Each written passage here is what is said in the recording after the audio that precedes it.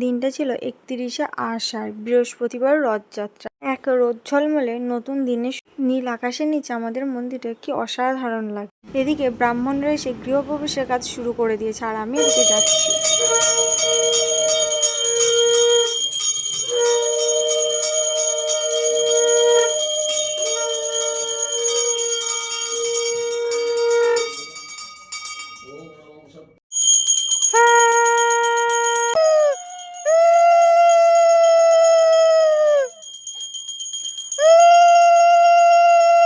আমাদের বাড়িতে যে কোনো শুভ অনুষ্ঠানের আগে মন্দিরে পুজো কমপ্লিট করে তারপর সেই কাজটা শুরু করা হয়।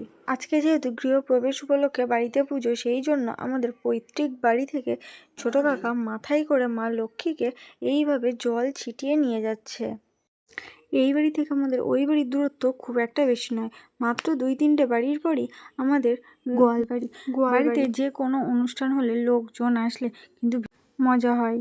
আজ যেহেতু রথযাত্রা ছিল, আকাশটা সকাল থেকেই নরম থাকা ছিল, চারিদিকে মেঘ ভর্তি ছিল, তবুও কিন্তু বৃষ্টি হয়নি আমাদের এই দিকটায়। এর মধ্যেই ছোট কাকা মা লক্ষ্মীকে মাথায় করে নিয়ে নতুন ঘরে চলে এসছে। অন্যদিকে দেখো রান্নাবান্নাও এদিকে শুরু হয়ে গেছে। বাড়িতে অনেকে নিমন্ত্রিত থাকায় সকাল সকালে কিন্তু রান্নাবান্নার তোড়জোড় শুরু হয়ে গেছে। আর অন্যদিকে আমার মা এক ঘড়া জল ছোট কাকি মাথায় কুলো নিয়ে, আর ছোট কাকা ঘরের সামনে একটা গোটা নারকেল ফাটিয়ে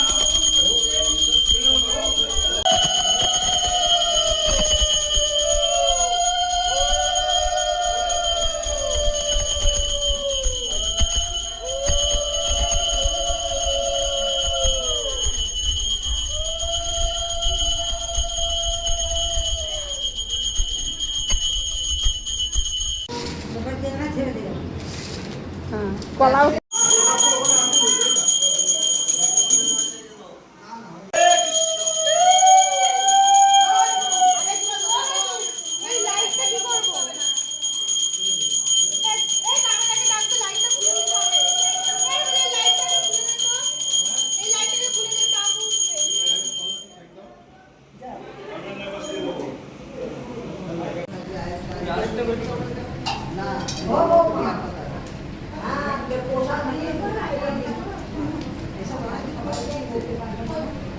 লঙ্কাঘাতে বিদারিতৈ সিন্দুরং সমাগম সদাশিদং।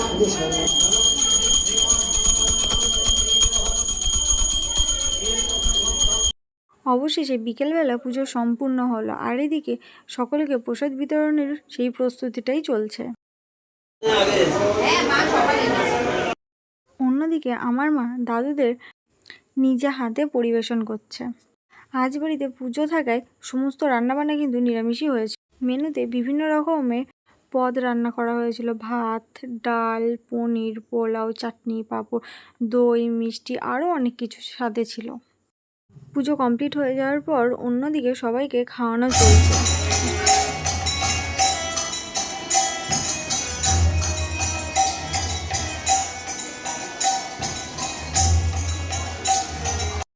আর সন্ধ্যাবেলা ঘরে হরিনাম চলছিল। রাতে যেহেতু লুচি হবে, সেই জন্য মা, কাকি, বৌদি, দিদি সবাই মিলে বানানোর প্রস্তুতি চলছে। বাড়িতে সবাই মিলে বসে একসাথে যে কোনো ছোট বড় কাজ করলে আনন্দ দ্বিগুণ হয়ে যায়।